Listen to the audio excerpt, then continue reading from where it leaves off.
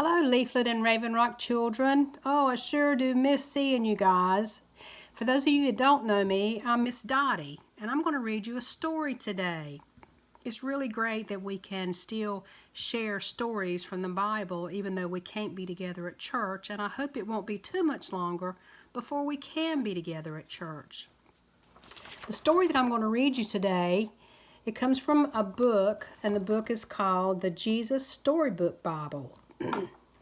And the story comes from Genesis, which is the first book in the Bible, and it's called The Terrible Lie. Adam and Eve lived happily together in their beautiful new home. Everything was perfect for a while until the day when everything went wrong. God had a horrible enemy. His name was Satan, or the devil. Satan had once been the most beautiful angel in heaven, but he didn't want to be just an angel. He wanted to be God. He grew proud and evil and full of hate, and God had to send him out of heaven. Satan was seething with anger and looking for a way to hurt God. He wanted to stop God's plan. Stop this love story right there. So he disguised himself as a snake, and he waited in the garden. Here's the snake. Isn't that a scary looking snake there? Now God had given Adam and Eve only one rule. Don't eat the fruit on that tree. God told them, because if you do, you'll think you know everything. You'll stop trusting me, and then death and sadness and tears will come. You see, God knew if they ate the fruit, they would think that they didn't need him. And they would try to make themselves happy without him. But God knew there was no such thing as happiness without him, and life without him wouldn't be life at all. Isn't that the way that we feel? I mean, how God makes our lives so much better?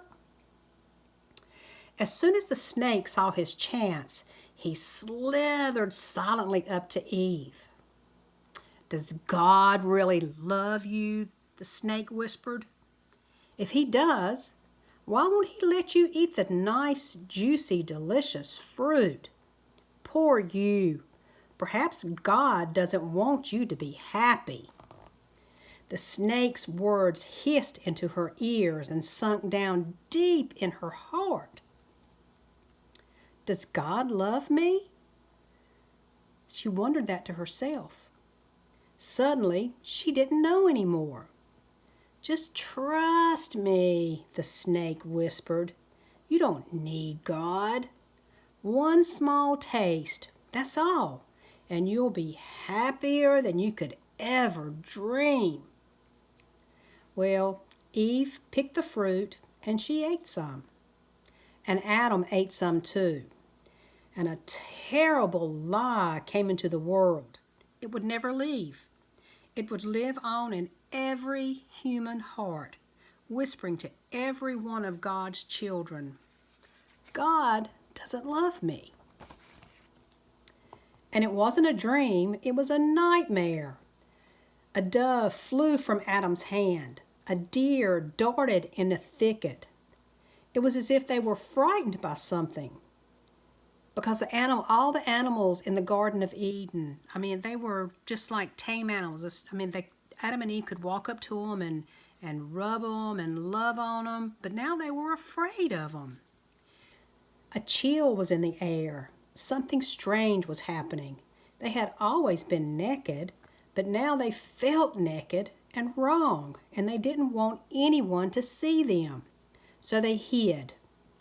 Later that evening, as God was taking his walk, he called to them, Children! Usually Adam and Eve loved to hear God's voice and would run to him. But this time, they ran away from him and they hid in the shadows. Where are you? God called. Hiding, Adam said. We're afraid of you. "Did you eat the fruit I told you not to eat?" God asked them. Adam said, "Eve made me do it." "What have you done?" God asked. Eve said, "The snake made me do it." The terrible pain came into God's heart. His children hadn't just broken the one rule, they had broken God's heart. They had broken their wonderful relationship with Him, and now He knew everything else would break. God's creation would start to unravel and come undone and go wrong. From now on, everything would die, even though it was all supposed to last forever. You see, sin had come into God's perfect world, and it would never leave. God's children would be always running away from Him and hiding in the dark. Their hearts would break now and never work properly again. God couldn't let His children live forever, not in such pain, not without Him. There was only one way to protect them. "You will have to leave the garden now," God told His children, His eyes filling with tears. This is no longer your true home. It's not the place for you anymore."